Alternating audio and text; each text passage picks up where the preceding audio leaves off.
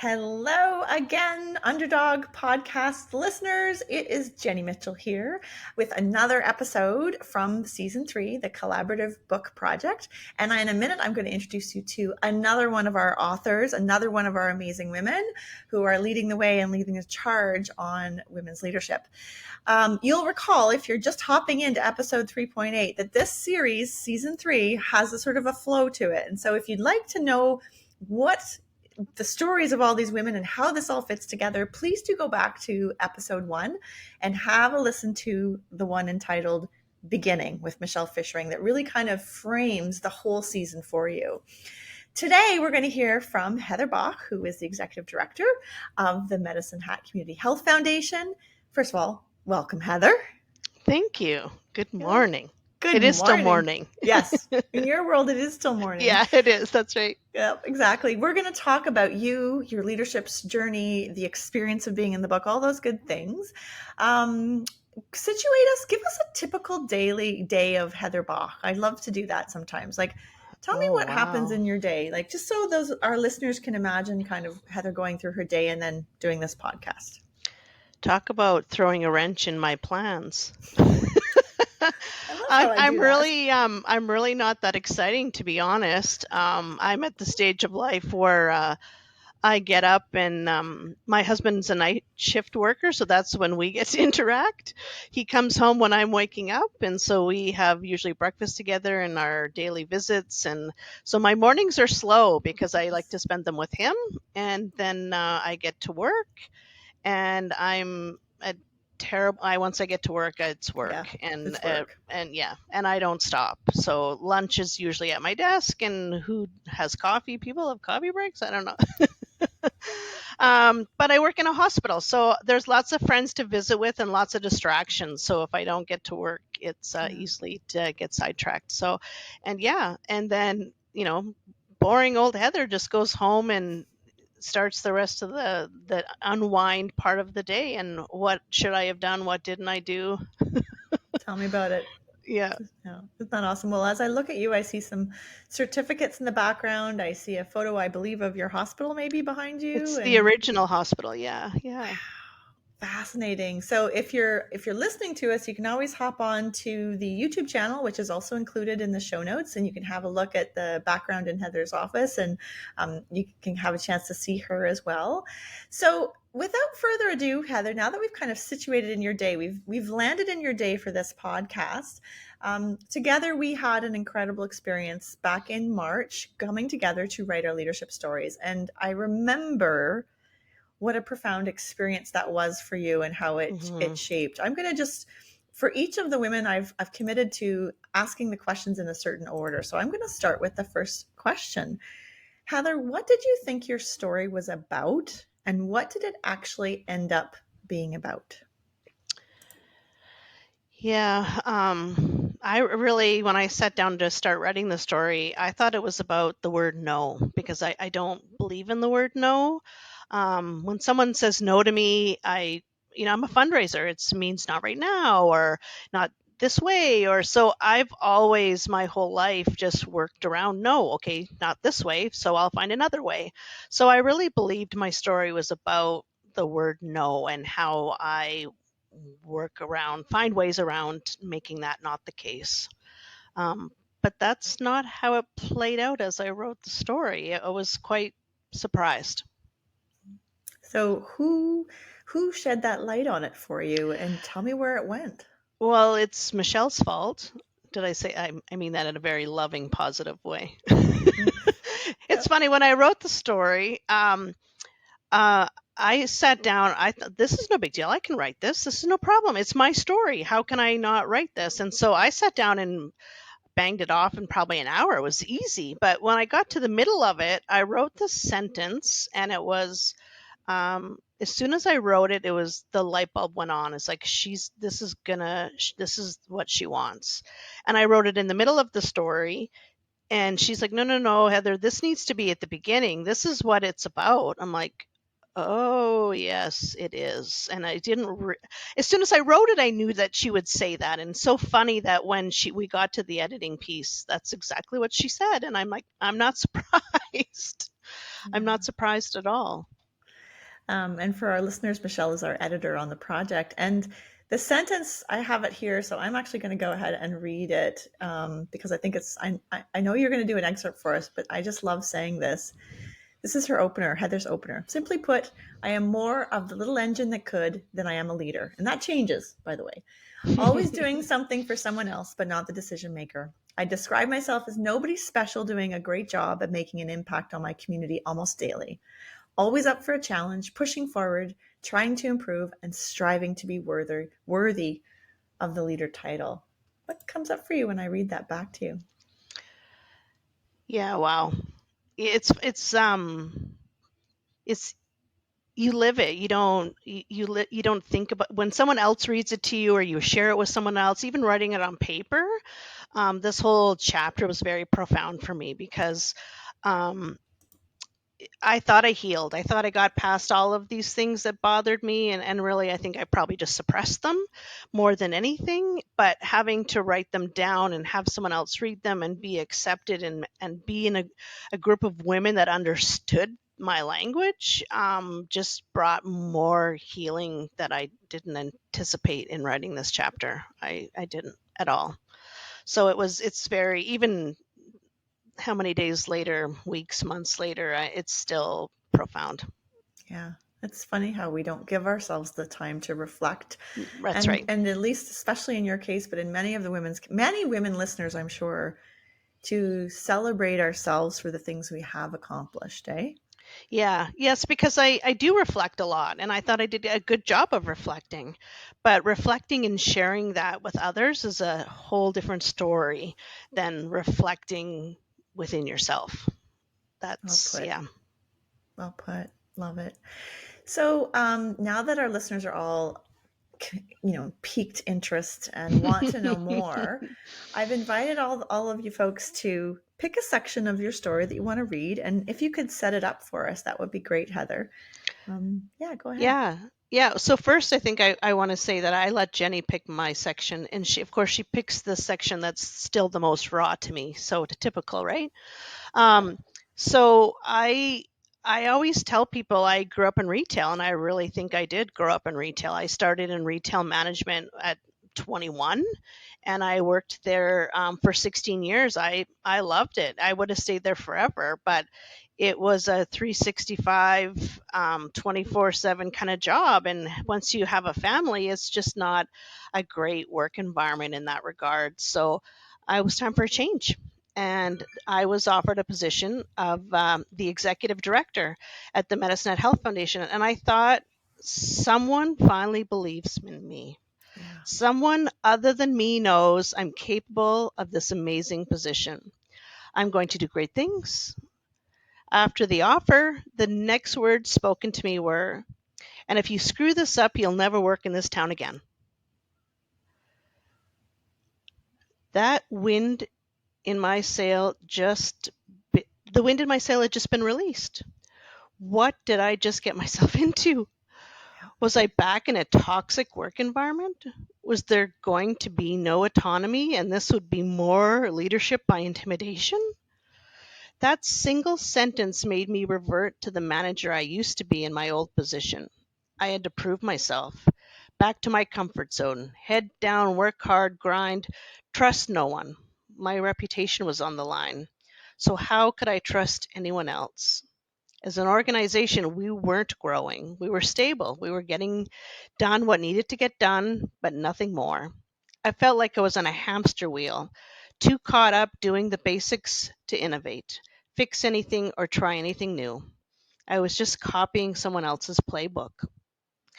It wasn't until I hit rock bottom, as I like to call it, that the tide started to change.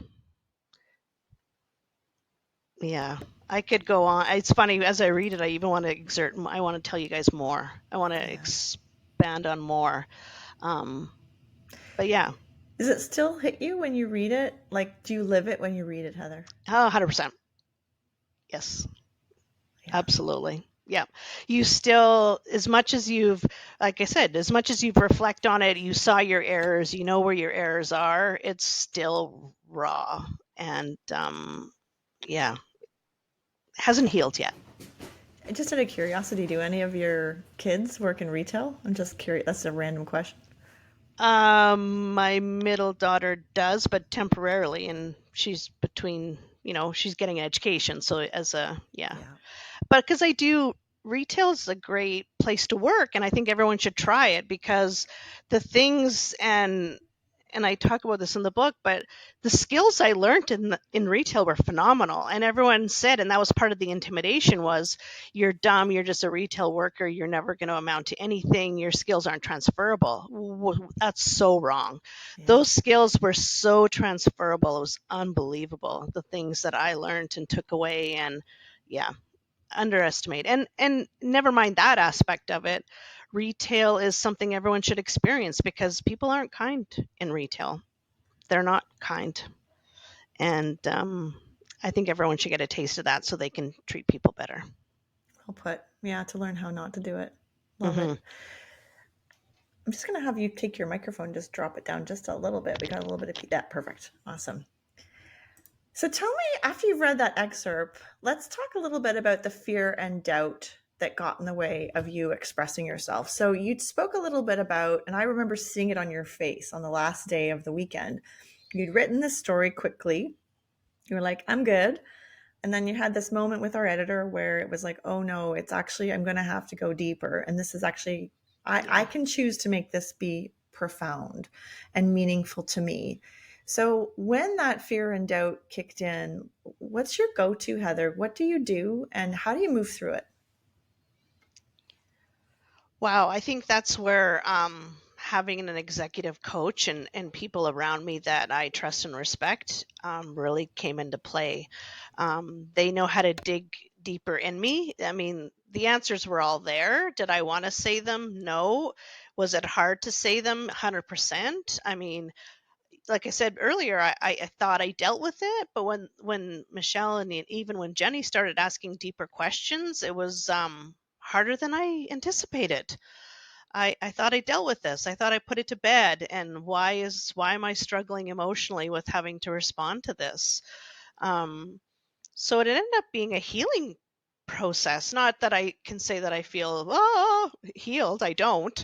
There's still more work to be done. But it was scary to do initially, and then after being once I was accepted and knowing that I was accepted amongst my peers was confidence building. I love that you put confidence building at the end. And by the way, you're not alone, right? Like all of us, it's almost like to survive. I don't know if this fits, but my experience with coaching, high powered, intelligent, ambitious women, working very hard to be strategic. We kind of hide certain parts of ourselves in drawers because they're not pretty or there's something we're Hmm. not ready to unpack. And I think the most ironic part of my job is that usually the solution is in that drawer that you've been Yeah, hiding. So like it's like the I effort of believe that. hiding it is so much more work Yep. than bringing it out, right? Yeah. Yes, I believe that. Absolutely believe that. And there's sharing it with yourself, which is always the most important part, and then sharing it with your team, sharing it with your peers, which you've already spoken to and alluded to. You've kind of answered this question, but I'm going to ask it again just for fun. This moment of writing where there's a moment that it clicks, something clicks for you, or something becomes clearer. You've spoken a little bit about that realization that buried in the third, fourth page is the crux. Was there any other moments that stand out? Yeah, that was probably the most aha moment for me when I was writing it, definitely. Um, but even towards the end, and I'm still working on finessing the end, but finding the right words to talk about how this has helped. Writing this chapter has given me more confidence, which I didn't anticipate. I went into this whole process thinking I'm just a small town farm girl. What value do I bring to this table? Like I'm a nobody. And that's how I start out. And by the end of the chapter, I get it now. I get the hard. This is hard sharing all of this. hard for me, but I see the value it brings to others. And we've all experienced something similar. And it was almost a weight off my shoulders Hmm. to share it. And it was almost instantaneous where I started sitting a little bit Yep. taller. I Yep. felt a little bit more confident um, just by sharing Yeah. my story. So that was a surprise. I love that. I love being on this experience with you too, Heather. Like I had my own experience. I was an author and you know, owning that story. I mean, oh my gosh, all the little what ifs, you know, how will people see this? What will they think of this? If I put Yeah. this in, what's going to happen? And it's kind of that moment where you say, to hell with it. This is the story that I want to Yep. own. And giving it air no longer has its hold over you because you are not a nobody, by the way, and you know this, right? That's I almost think that's somebody else's story that you took on along the way, or Yeah. someone told Yeah. you, and you've been what's the word, like nurturing it for lack of having a new story, Yes. Great. right? Yes. Do you like Absolutely. that? Yep. No, it's Yep. like mini coaching here on Underdog Leadership Podcast. Yep, you get a sense, but you know, if we don't own our own narratives, I think as women we take on society's narratives. We take on, right? Does I don't know. Yeah, well, that's what some of my comments about the playbook, and that's sort of how I felt as well. I didn't really start seeing success until I stopped trying to be someone else and just enough. And I was in a situation where I had to react. I didn't have time to think. I didn't have time to guess. I didn't have time. I had to go. And that's when I owned it. It became mine. And that's when the success started to come, when I stopped trying to be someone else's. I thought there was check boxes to leadership. Mm. There's no check boxes to leadership, by the way. There is no do this and then do this and then when you're done, not at all. Why is it not that simple? That's what I hoped and dreamed. It's not. And when I got over that and threw that out and just winged it, that's when Yeah. success came. But you know, it's not just winging it. It's not, because it's Yeah. choosing to it's Stepping into your own identity, thank you. really. Thank Yeah. you. Let's say it again, Yeah. stepping into your own identity, Yeah. right? And that's what this chapter has done for me. That's what I'm learning. Yeah. And nobody can do it for you, which is also the other part. Yeah, darn it. Darn it. Wouldn't it be great? Listen, listeners, if anybody out there has a checklist for leadership, I'd like to go back there, because if you have it, please send it along. I'm being facetious, but I'm not, because I think one of the other themes of the book is that we all thought there was like a, you know, you read all the books and the books will give you the Yeah, yeah, solutions, right? yeah. Dang it all, Heather. Yeah, it's just not that easy. I thought it would be. It's I not. know. I know. And we've all, that's been the journey of owning our stories. And Yeah. so take me to the sixth question here is, how did the collaboration aspect of this experience shape it for you? Tell me more about that. Well, that was that was amazing. So going to Toronto to meet 12 women that I had really didn't know at all, you know, and it was instantaneous. It was like we sat down for cocktails the first night and I didn't know who they were, but the friendship was instant. The connections were instant. It was we all talked the same language. I just couldn't believe it. It was and our stories are also similar in different ways. It was very beautiful.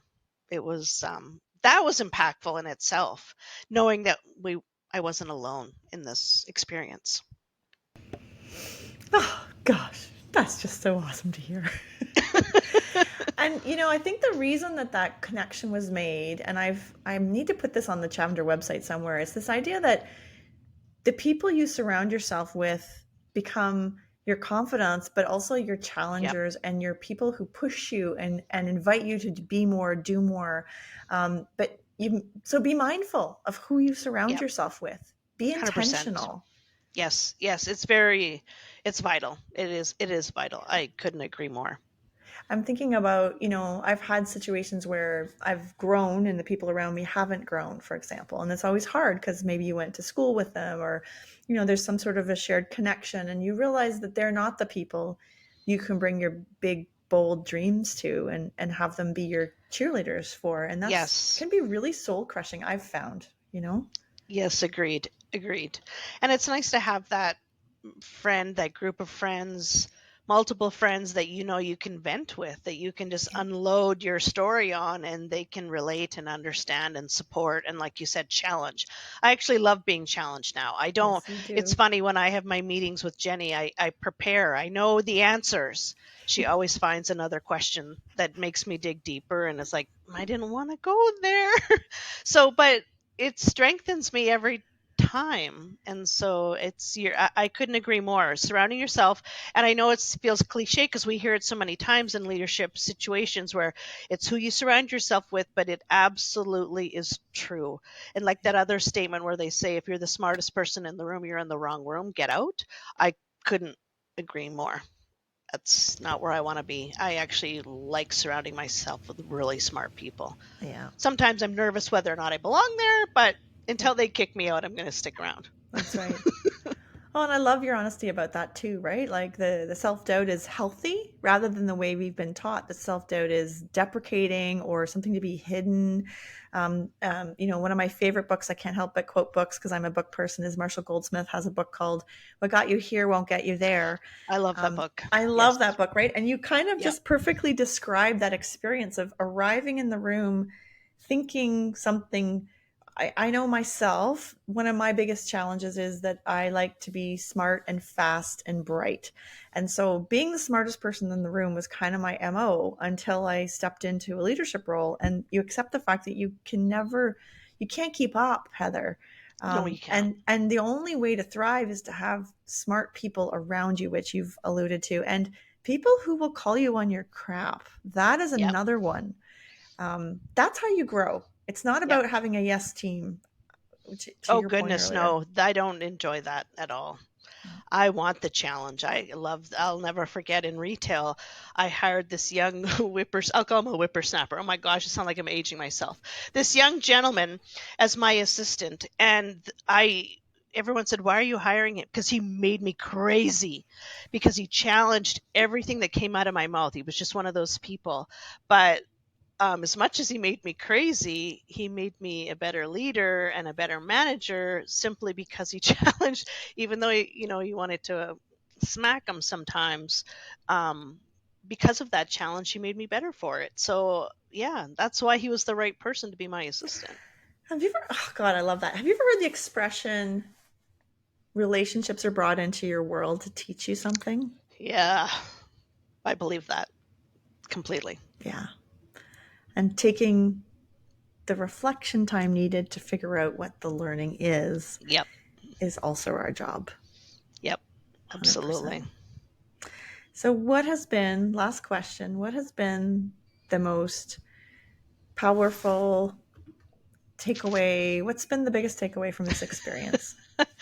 Probably the piece that I can't verbalize appropriately yet or to my liking. And it's the fact that I am a leader. I am a capable leader. I am leading, and I just want to get bigger and stronger in that role. But yeah, I still writing that down on paper still isn't what I'm ready to do. I can't believe I just said that without welling up.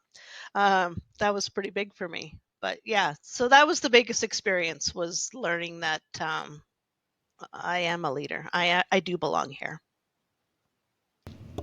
Wow. Thank you, Heather, for sharing and for being you, actually. Just thanks for being here. Anytime. This is now that my confidence is growing. I Yeah. love sharing.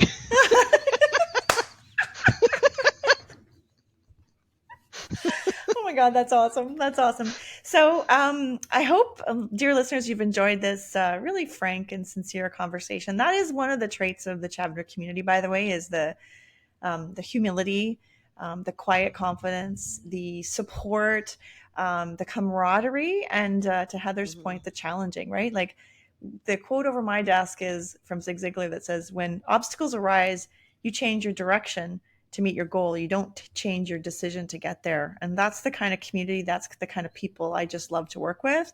Sometimes we don't know what we don't know. And to Heather's point, that's where a coach can come in, or a guide or a facilitator, to help you, let's be honest, Heather, get over ourselves. Can I Yep. say that?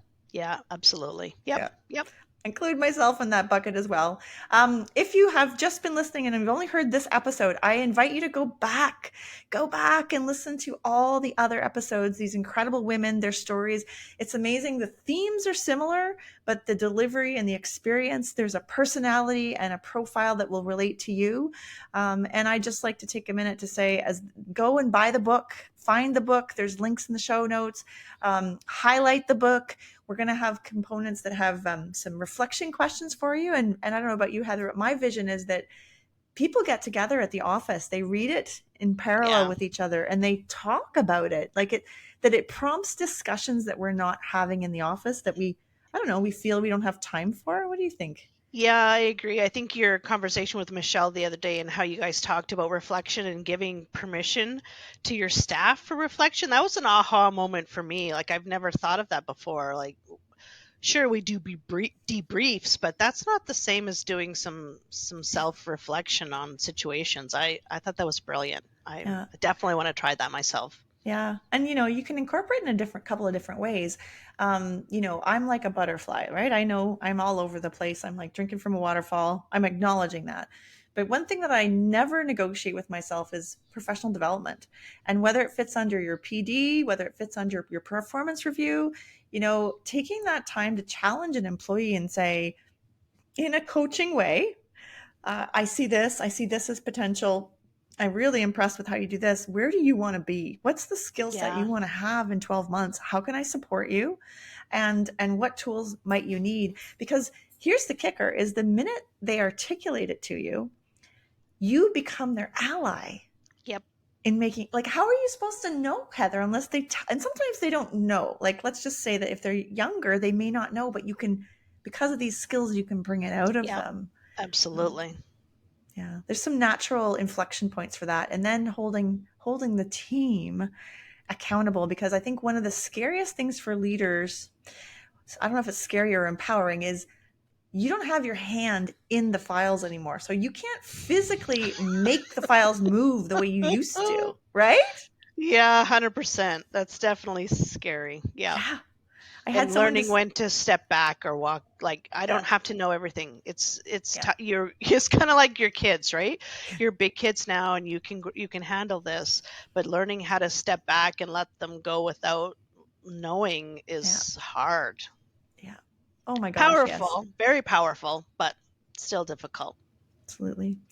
Well, thank you again, Heather. It's been a pleasure having this conversation. It's a real honor to be in your world for a little bit today. For my listeners, I hope you'll go and listen to all the other episodes. They're absolutely fantastic. Please buy the book.